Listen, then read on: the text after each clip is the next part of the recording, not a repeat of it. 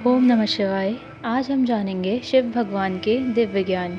भगवान एक ही है, देवताएं, धर्मात्माओं और सर्व आत्माओं का पिता एक ही है। वही है सर्व शक्तिवान परमात्मा शिव। शिव अर्थात शुभकार। तो आइए जानते हैं शिव परमात्मा के महाकाव्य प्रश्नोत्तर के रूप में। ज्ञान दान से बड़ा कौन सा दान है? ज्ञान दान से बड़ा गुण दान है। ज्ञान दान मुख से करते हैं, उससे कर्म से गुण दान करना बहुत बड़ा है। हमारे कर्म को देख अनेकों में परिवर्तन आना चाहिए, यही कहते हैं परमात्मा शिव। कर्म योग का अर्थ क्या है? परमात्मा शिव बताते हैं कि कर्म योग माना बिना कर्म के एक सेकंड भी जैसे हम नहीं रह सकते, उसी तरह बिन योग के भी एक सेकंड नहीं रहना चाहिए। बुद्धि को स्मृति करने का अभ्यास स्वतः रहनी चाहिए। कोई काम करने से पहले या करने के बाद 2 मिनट शिव पिता के स्मृति में रहने के लिए समय निकालिए। उससे वायुमंडल पर प्रभाव पड़ता है, बुद्धि को आराम मिलता है, आत्मा में शक्ति भी भर जाती है। ऐसे शिव भगवान की स्मृति से पहले आप में शक्ति भर के बाद में कोई कार्य करने से सफलता मिलती है।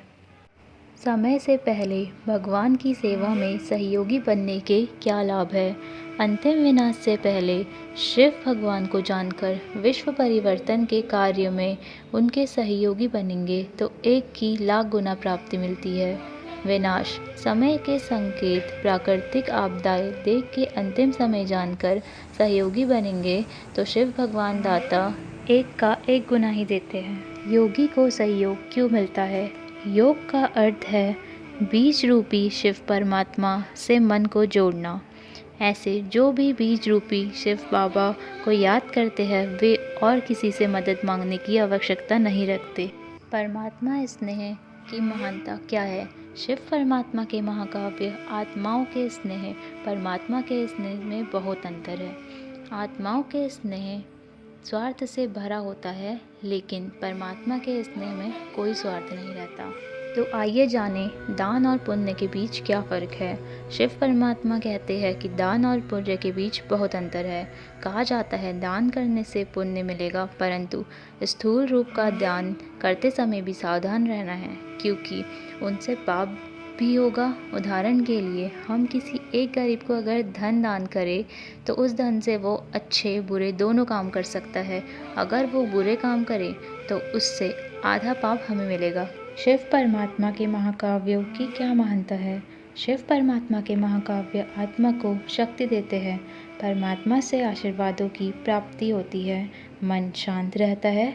इन महाकाव्यों को पढ़ने से हमें किसी तरह की चिंता नहीं रहती। देवताओं में और भगवान में क्या भेद है? देवताएं अनेक होते हैं, भगवान एक ही है। देवताएं शक्ति संपन्न है, परंतु भगवान सर्वशक्तिवान।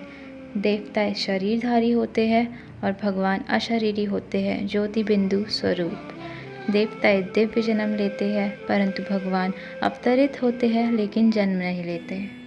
शिव अर्थात शुभकार। शिव को याद करो, शुभ और लाभ पाओ। हर हर महादेव।